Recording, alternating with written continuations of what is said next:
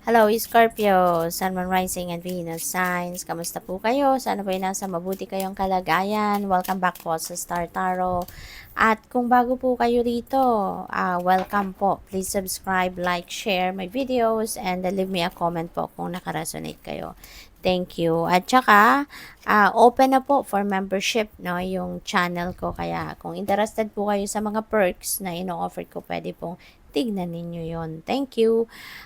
First message po ninyo is Earth Guide. Your sacred calling upon this planet is to simply love and be loved. No, napakasimple lang at maaari no na kayo ay since you are a water sign, so pwedeng very compassionate din kayo, matulungin talaga kayo, pwedeng napakalaki talaga ng inyong puso no sa pagtulong para sa ibang tao. So most likely, baka meron na kayong na-encounter dito na tao at nakapagsabi na sa iyo na thank you for being my earth guide.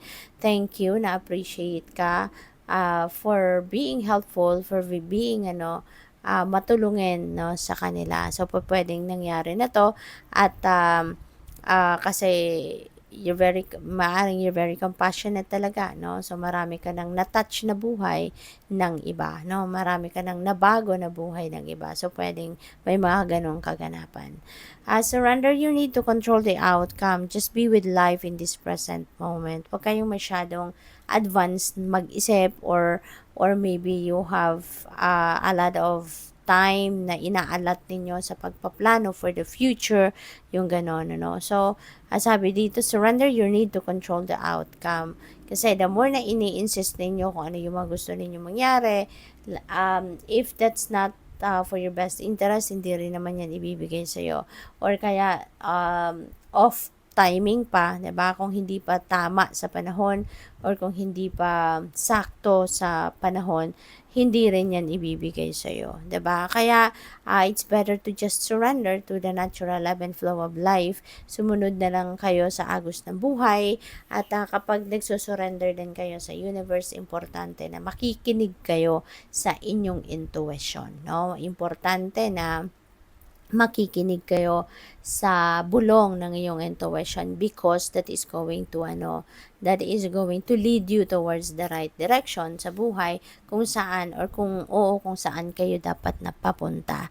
Okay? At saka Scorpio, kung yan ay talagang para sa'yo, yan ay para sa'yo. It won't pass you by. Whatever it is that is meant for you won't pass you by. Kaya wag na ninyong stressan ang sarili ninyo masyado, 'di ba?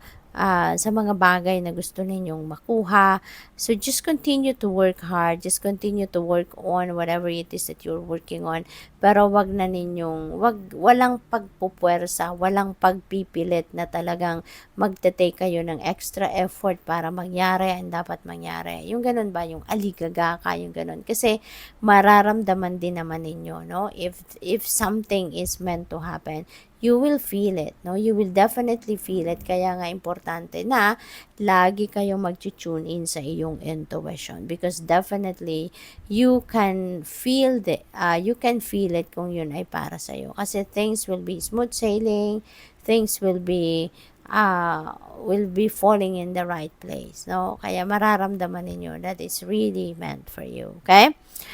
Vision, trust in your ability to create the vision in your soul. Ayan. So, kung ano man, no, yung ini-envision ninyo for yourself. Kung ano man yung gusto ninyong makita sa buhay ninyo, siguro, nandiyan yan sa imagination ninyo, makikita ninyo yan sa puso ninyo, kung ano talaga yung gusto ninyo, diba?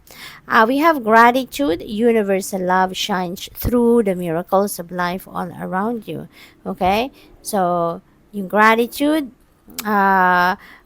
patuloy ninyo na i-project ito, patuloy ninyo na ipakita ito, i-express ito sa buhay ninyo kasi yung gratitude na yan is parang parang susi yan, no, para doon parang susi yan doon sa doors, no, ng abundance of more blessings, yung ganon. Kaya importante na lagi kayong nagpapasalamat, okay? At so tignan natin kung ano pa yung mga messages ninyo. Oh, wow. So, maraming salamat po, no? Maraming salamat sa lahat ng, oh, wow, holy moly, napakaganda. Maraming salamat po sa mga nakapag-subscribe na sa ating channel. And thank you very much also for sending me super thanks, no? For sending me donations, yung ganun. At saka sa mga hindi nag-skip ng ads po, maraming salamat for your support, no? Um, Napakaganda pa unang mensahe ninyo sa deck na to is Great Fortune. So, meron ditong paparating, no, na swerte sa inyo. Merong babalot ng swerte or babalutin kayo ng swerte sa ngayon. And yung Great Fortune na to could be related to anything. Pwedeng sa lahat ng areas of life ninyo, mababalot kayo ng swerte. Pwedeng sa kaperahang aspeto lang kayo babalutin ng swerte. So, it could be in any area of life, no? But definitely, you are going to be blessed, no, with fortune sa ngayon. Kaya napakagandang pagkakataon ito, no, na ibibigay sa iyo ng Divine Universe. Pwedeng pera, no, maaaring siswertehin kayo sa pera ngayon. Pwedeng siswertehin kayo sa paghahanap ng trabaho, or pwedeng siswertehin kayo sa relationship. So, it could be in any area of life. Okay? Na swerteng ito. Kaya, good luck po sa inyo. So, your next message is wealthy man. O, diba? Pwedeng kayo ay magiging mayaman na sa ngayon. Pwedeng si wealthy man, ano, na energy could be you. Pwedeng magiging yayamanin na kayo sa ngayon. So, that is possible. 'Di ba? Hindi imposibleng mangyari 'yan, lalo-lalo na kung kayo ay nagsisikap, kung lalo-lalo na kung kayo ay nagtatrabaho, lalo-lalo na kung kayo ay talagang ang tawag dito, nagsisipag at nagtiyatiyaga, 'di ba? So, baka kayo ito, no, na magiging wealthy man na. Possible din na you are going to be dealing with a wealthy man. Posible din na meron kayong mga transactions, meron kayong mga pakikipag-usap, um, meron kayong mga dealings, no, with a wealthy man. So, pwedeng manager ito sa trabaho, no? Pwedeng nasa mataas na posisyon ito sa kanyang trabaho, pwedeng ganon. Or talagang, this could be someone na yayamanin na, established na, marami ng pera, marami na negosyo, no? This could be someone na you're going to be dealing with na talagang nasa tugatog na siya ng tagumpay, no? Pagdating sa kanyang money, career, and finances. So, maaaring you will be able to encounter this person, no? Sa ngayon. So, some of you as well, no? Since meron tayong judication energy, pwedeng ang iba sa inyo rito siguro, no? Because this is a reading for the collective, no? So, hindi ito magre-resonate sa lahat. Kung ano lang yung sumasakto sa inyong sitwasyon, yun lang po ang kunin ninyo, okay? But with the education energy, maybe there are some of you out there na merong consultations na ginagawa with a judge or with a lawyer, pwedeng ganon. Kasi baka meron ditong issues, no? May marital issues, baka meron ditong nagbabalak na mag-file ng divorce, mag-file ng null and void yung kasal, or annulment, no? Pwedeng ganon. So, kaya maaari din na merong consultations dito kung anong magiging impact, no, ng separation na to sa inyong mga anak, no, kung meron ng mga anak. So, possible na may ganon. So, po pwedeng child custody rin, kasama sa kino-consider na talagang pag-usapan sa korte kung ano yung magiging hatian, no, ng pag-care, no, sa mga bata, hatian ng mga bata kung may mga ganon na sitwasyon. So, pwedeng may mga consultations na ginagawa ang iba sa inyo regarding that, no, sa ngayon.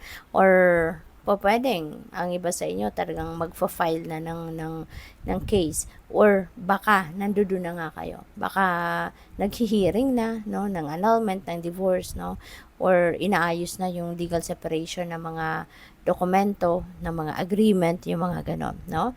So, yun, baka meron ditong related, no, then sa children, yung child custody. So, pwedeng ganon ang ganap dito. Pwede rin, no, kasi si child din is a new beginning energy. So, for some of you naman, wala namang ganitong sitwasyon, baka yung child na to, baka ito ay isang paparating pa lang. Pwedeng there is a new baby coming your way. There is a new baby na papasok, no, sa buhay ninyo bilang mag-asawa or sa pamilya, no, may bagong babying paparating. So, pwedeng gano'n. So, congratulations. This is also a new beginning energy, yung child energy. Kaya, maaari na meron ditong sisimulang kayong bagong chapter sa buhay ninyo. Maybe you are starting a new job, you're starting a new relationship or a new commitment sa inyong relationship. It could be a new career. So, it could be anything, no? But there's definitely a new beginning energy dito. So, it could resonate sa inyo sa iba't ibang parte ng buhay ninyo na meron kayong sisimulang bagong ganap sa buhay, no? Kaya, good luck. Thank you for watching Love and Light. Namaste.